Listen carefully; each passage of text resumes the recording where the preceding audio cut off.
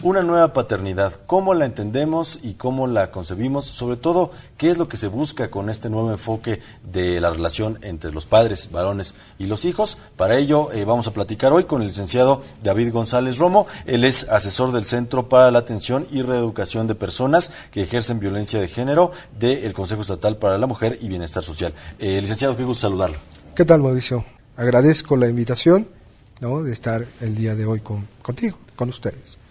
Platicando entonces acerca de esta cuestión de la nueva paternidad, antes quisiera yo que nos comentara pues algún antecedente sobre qué es este Centro para la Atención y Reeducación para Personas que ejercen violencia de género y sobre todo cuáles son sus principales funciones. Ok, para esto me gustaría comenzar con algo muy particular. Yo lo llamaría este centro como un espacio, ¿no?, un espacio que busca en los hombres la reflexión, ¿no?, en cuanto a las prácticas violentas, de alguna manera que podemos ejercer en un contexto familiar, en un contexto social y en un contexto íntimo, yo le llamaría, ¿no? ¿Cómo surge esta parte del centro de reeducación?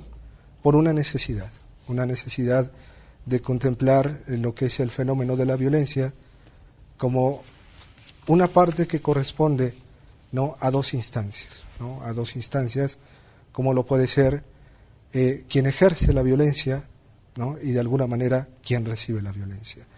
Entonces, de alguna manera se ha enfocado la atención en algunos momentos hacia focalizar la atención en aquellas personas quienes reciben la violencia, dejando un poco de lado esa parte en cuanto a qué elementos pueden estar inmersos en esa situación de aquellas personas que ejercen la violencia, ¿no?, como una forma, la llamaría en este caso como una forma particular de relacionarnos, ¿no?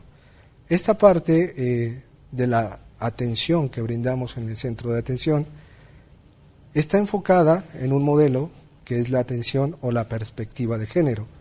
En este caso, la perspectiva de género nos apoya en tratar de entender ese fenómeno de la violencia desde un contexto, desde los roles de género. Este centro es un espacio que brinda esa atención en cuanto a reflexionar sobre qué roles ocupamos, ¿no?, qué roles ocupamos como hombre, como mujer, dentro de una dinámica social, y cómo este comportamiento, estos pensamientos, estas actitudes, las vamos desarrollando. Cómo me coloco yo dentro de mi relación, ¿no?, y cómo me relaciono dentro de este aspecto. Entonces diría que surge este centro como una necesidad, ¿no?, de buscar espacios para reflexionar y analizar aquellas situaciones de violencia que cotidianamente podemos desarrollar en un espacio social, individual, ¿no?, familiar o íntimo. ¿Okay? Licenciado, dentro de esta prevención de la violencia intrafamiliar, ¿por qué es necesario pensar en una nueva paternidad? ¿Qué tiene que ver este rol quizá tan arraigado culturalmente que lleva el padre de familia, el varón en México, con la violencia intrafamiliar? Platíquenos en ese sentido, ¿qué pasa? El hablar, ¿no?, de alguna manera de esta situación en cuanto a cómo ejerzo mi paternidad, ¿no?, sería resumir, como diría de alguna manera Luis Bonino en algún aspecto, en cuanto a cómo yo he aprendido, ¿no?, a desarrollar ese rol, ¿no? Desde que nacemos estamos inmersos en un contexto que nos va indicando de alguna manera cómo nos vamos relacionando. Y como bien lo decías, Mauricio, estos roles, estos papeles que jugamos dentro de un contexto social, cómo influyen en la manera en cómo me relaciono y también cómo influyen en la manera en cómo puedo ejercer diversas conductas. A la pregunta, esta parte de pensar en una nueva paternidad en cuanto a esa parte de prevención en las conductas violentas dentro del contexto familiar, nos habla de alguna manera de ubicarnos y reflexionar sobre cómo estoy ejerciendo mi paternidad como hombre, ¿no? Dentro de este aspecto, ¿qué cosas he aprendido en mi propia historia sobre lo que es ser papá? ¿No? Y sobre esta situación, ¿qué elementos voy desarrollando yo para mandar un mensaje, ¿no?, sobre ese significado que yo tengo de ser papá, sobre el significado que puede representar en mi hija o en mi hijo, ¿no? Y también en la relación con mi pareja. ¿Qué rol estoy ocupando dentro de esta parte al ejercer, ¿no?, tal vez un dominio, una autoridad, un poder sobre la relación? Esto me pone a pensar en algo muy particular. Dentro de esta parte de lo que es la paternidad, al pensar en qué es o dar un significado a la palabra papá, pues pueden venir infinidad de conceptos, ¿no? Como autoridad, ¿no?, tal vez como el enojón, ¿no?, tal vez como el que dice las cosas, ¿no?, al que hay que obedecer, ¿no?, el que regaña, ¿no?, el que castiga. Entonces vienen una infinidad de formas de interpretar lo que tiene que ver básicamente con ese concepto de ser papá, que es básicamente la paternidad, ¿no?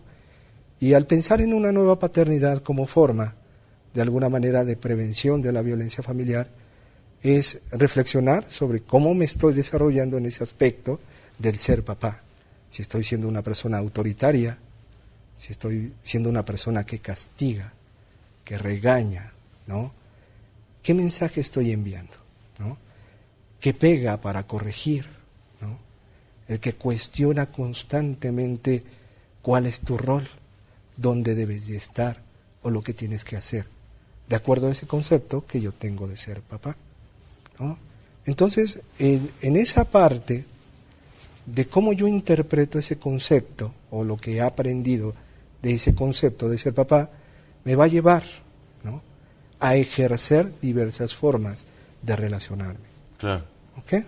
Así es. Enseguida vamos a pedirle a nuestro invitado que nos comente sobre los patrones de conducta que son pues más tradicionalmente desarrollados por los padres de familia, y a lo mejor podríamos ir ubicando en dónde nos encontramos dentro de esta situación. Primero, un poco de información que nos preparó Sandy Torres.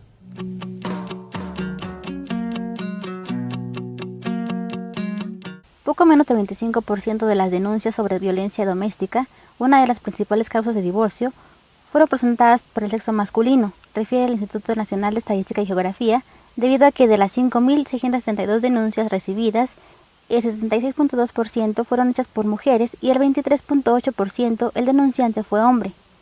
El Consejo Nacional de Población menciona que las causas de ser padre soltero son migración laboral, viudez, abandono, trabajo, enfermedad y principalmente por divorcio. También señala que desde el año 2000 esta situación comenzó a ser parte de las estadísticas, ya que actualmente en México 796,000 hogares son encabezados por un papá y de ellos dependen más de 1,5 millones de niños. En el Estado de México, la Secretaría de Desarrollo Social tiene detectados a 153,026 hogares monoparentales, en los que el padre es la cabeza de la familia. De esos hogares, la mayoría son vulnerables pues el padre se encuentra sin empleo. Las zonas urbanas con mayor porcentaje de padres solteros se encuentran en el oriente del estado y en los municipios de Teotihuacán, Nezahualcóyotl y Ecatepec. De acuerdo con datos del Instituto Nacional de Estadística y Geografía, en México 21 millones de padres viven con sus hijos, 20 millones viven en pareja y 259,000 están divorciados o separados, 495 son viudos y 40,000 sufrieron una situación de abandono. La Organización Internacional del Trabajo refiere que los países del norte de Europa son los mejores en licencias de paternidad, colocando a Noruega como el país con el permiso de paternidad más largo, que puede llegar hasta las 14 semanas remuneradas dependiendo de los acuerdos o colectivos en los sectores laborales. En tanto, los permisos más bajos pertenecen a América Latina, dando entre 8 y 2 días remunerados para convivir con su recién nacido o, en su caso, haber adoptado a un menor.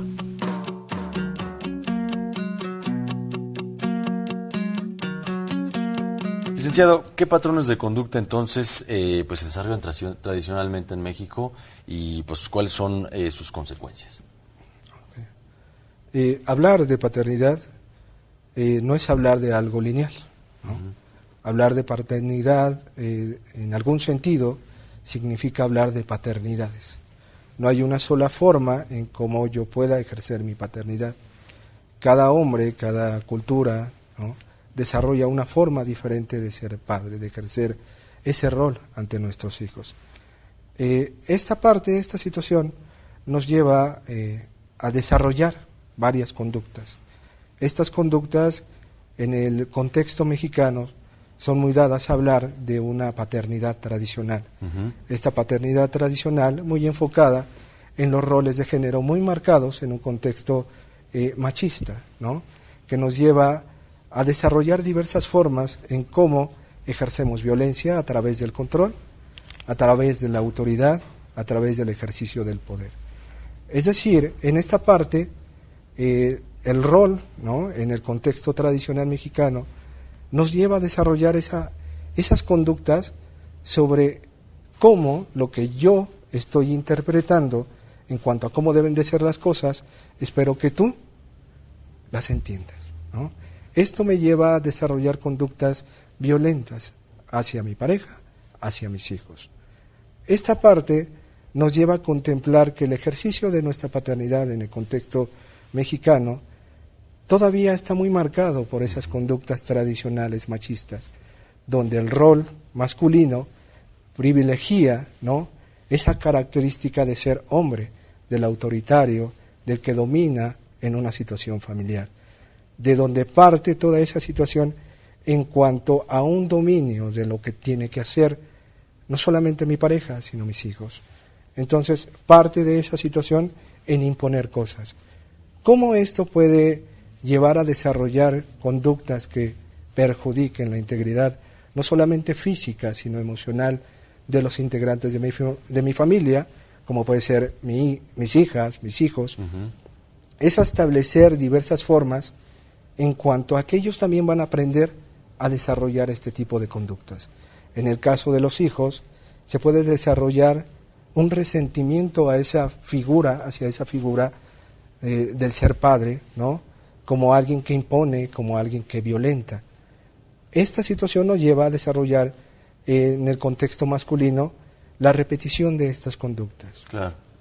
En la situación del contexto con mis hijas, puede desarrollar conductas a través de tratar de entender esa figura, ¿no?, del papá, en cuanto a aceptar conductas, ¿no?, que pueden lesionar su integridad física y psicológica. Aceptar o terminando por aceptar esta situación como algo normal, como algo que de alguna manera creemos que es parte de una relación, que es como tengo que educar a mis hijos, a mis hijas, que es como tengo que relacionarme con mi pareja, a través de imponer, a través del castigo. Y esto me mantiene en una postura de establecer aquellas líneas que yo como papá voy a determinar en la relación. Así es. En contraparte, ¿qué podemos entender como paternidad participativa? Esta situación, ¿no?, la paternidad participativa, establece en un rol masculino esa parte de colaborar.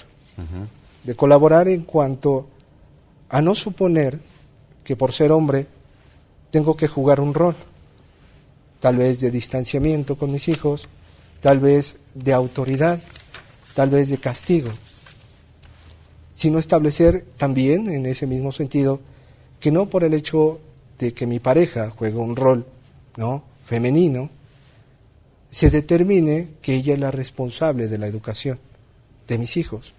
Es asumir un compromiso en la relación con mis hijos a partir de esa situación en cuanto a involucrarme emocionalmente, ¿no?, en las actividades del hogar, en las actividades escolares, en los sentimientos de mis hijos, ¿no?, e hijas, y en cuanto a qué proyectos pueden tener ellos y cómo yo me veo en esta relación. Así es. En la experiencia que usted ha tenido de trabajar directamente con las personas que ejercen la violencia, ¿qué resultados han obtenido muy a grandes rasgos? ¿Las personas cambian realmente, tienen esa voluntad para entrar en un estado emocional, en un estado de costumbres, de culturas, de comportamientos, y pueden cambiar realmente con el tratamiento que reciben por parte de ustedes? Es una pregunta muy interesante esta que hace Mauricio. Podría establecer como una forma muy simplista, desde mi punto de vista, decir sí o no. Uh-huh. ¿De qué depende esta situación si una persona que llega con nosotros, que ejerce violencia, modifica sus patrones de conducta o modifica pensamientos? De todo un proceso que parte de sus propias experiencias. En mi experiencia, creo que las personas sí cambian, ¿no? Establecen modos diferentes de actuar. La diferencia está en que muchas de las personas que llegan a nuestro espacio de reflexión, de alguna manera, en este contexto que han aprendido acerca de un rol masculino y cómo ejercen su paternidad, pueden tender a erradicar conductas de alguna manera de violencia física, ¿no? Sin embargo, también es muy reconocible y observable que estas conductas, tal vez de violencia física, en esta forma de aprender, se modifican. Entonces, dentro de este rol masculino, sigo ejerciendo de alguna manera la violencia, pero ya no en un terreno físico, sino tal vez emocional. Uh-huh. ¿Okay? ¿Qué significa esto? Que sí hay un cambio, sí hay una modificación, pero así como tal vez esa persona logra modificar y cambiar esos patrones de violencia física y de alguna manera las modifica en una violencia más sutil, ¿no? En este terreno más emocional o psicológico, también creo y estoy firmemente convencido de que es un proceso que tiene que vivir esa persona y de cambiar estas conductas de violencia física a conductas de violencia emocional o psicológica, también poder erradicar esas conductas de violencia psicológica o emocional y poder cambiar a conductas más equitativas en pro, ¿no?, de la estabilidad familiar. Claro, hasta que llegue un momento en el que, bueno, pues la violencia pueda ser erradicada por completo. Finalmente, ¿qué mensaje le gustaría compartir con la sociedad, particularmente con los hombres, acerca de este tema de la violencia? Te voy a platicar, ¿no?, de algo que me pasó hace 2 horas. Yo estaba con una persona, con un compañero hombre, lo digo así, un usuario, y él me comentaba que dentro de esta situación él reconocía todos los momentos de violencia y los diferentes tipos de violencia que ha ejercido hacia su pareja. Sin embargo, él ha modificado muchas cosas. Y él me comentaba que estaba contento. Y esta situación que me comentaba de estar contento es porque su pareja había regresado con él después de medio año. Uh-huh. ¿Qué significaba para él esta situación? Pues vaya, que el haber erradicado algunas conductas violentas le había llevado a él, ¿no?, a disfrutar otras cosas que él desconocía. Una pregunta muy importante es reflexionar acerca de, como hombre, ¿qué es lo que gano si dejo de ejercer violencia? ¿No?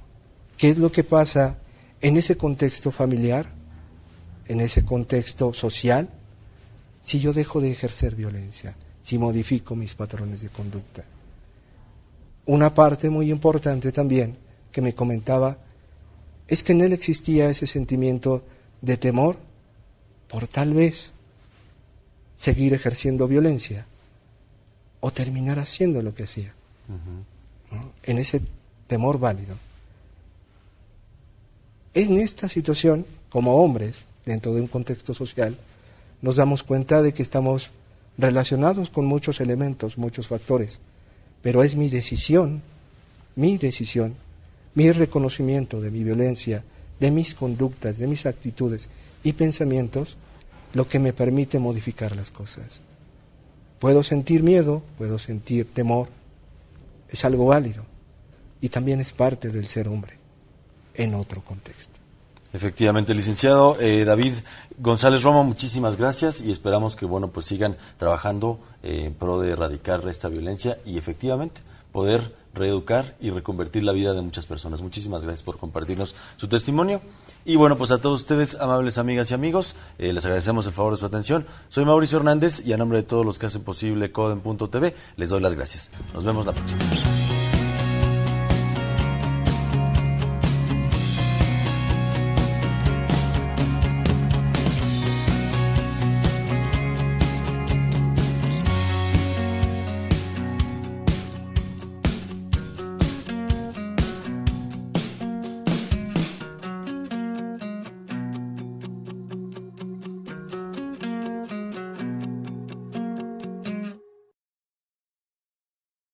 Un poco de lado esa parte en cuanto a qué elementos pueden estar inmersos en esa situación de aquellas personas que ejercen la violencia, ¿no? Como una forma, la llamaría en este caso como una forma particular de relacionarnos, ¿no? Esta parte de la atención que brindamos en el centro de atención está enfocada en un modelo que es la atención o la perspectiva de género. En este caso, la perspectiva de género nos apoya. ¿Cómo la entendemos y cómo la concebimos? Sobre todo, ¿qué es lo que se busca con este nuevo enfoque de la relación entre los padres, varones y los hijos? Para ello, vamos a platicar hoy con el licenciado David González Romo. Él es asesor del Centro para la Atención y Reeducación de Personas que ejercen violencia de género del Consejo Estatal para la Mujer y Bienestar Social. Licenciado, qué gusto saludarlo. ¿Qué tal, Mauricio? Agradezco la invitación, ¿no?, de estar el día de hoy contigo, con ustedes.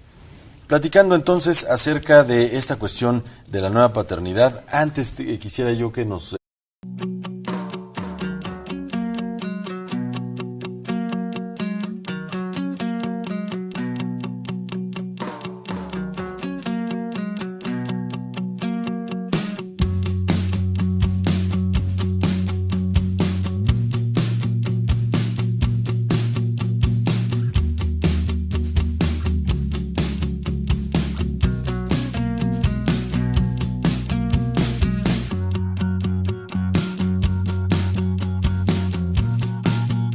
Una nueva paternidad, comentara algún antecedente sobre qué es este Centro para la Atención y Reeducación para Personas que ejercen violencia de género y sobre todo cuáles son sus principales funciones. Ok, para esto me gustaría comenzar con algo muy particular. Yo lo llamaría este centro como un espacio, ¿no?, un espacio que busca en los hombres la reflexión, ¿no?, en cuanto a las prácticas violentas de alguna manera que podemos ejercer en un contexto familiar, en un contexto social y en un contexto íntimo, yo le llamaría, ¿no? ¿Cómo surge esta parte del centro de reeducación? Por una necesidad de contemplar lo que es el fenómeno de la violencia como una parte que corresponde, ¿no?, a dos instancias, ¿no?, a dos instancias como lo puede ser quien ejerce la violencia, ¿no?, y de alguna manera quien recibe la violencia. Entonces, de alguna manera se ha enfocado la atención en algunos momentos hacia focalizar la atención en aquellas personas quienes reciben la violencia, dejar